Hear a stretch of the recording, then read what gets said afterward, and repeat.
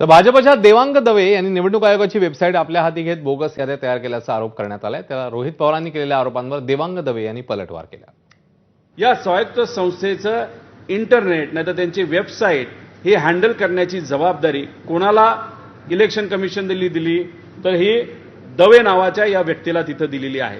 Election कमिशनच्या वेबसाईटवर काय काय माहिती असती, सगळी माहिती असते आणि मग ही माहिती जर दवेला तिथं वेबसाईट वापरण्यासाठी दिला असेल, दवे हा जर भाजपचा पदाधिकारी असेल तर आमच्या आधी दवेकडे सगळी माहिती होती। त्याच्यामध्ये काय ऍड करायचंय, काय मायनस करायचंय हे दवेली त्या आमदारांना नाही तर उमेदवाराला विश्वासात घेऊन केलं असं आमचं ठाम तिथं मत आहे। मतदार यादीत घोळ घालतो, मतदार फिरवतो। वाह, म्हणजे महाराष्ट्रात एवढी सगळी कामं मी एकटाच करतो की काय असा भ्रम निर्माण होतो।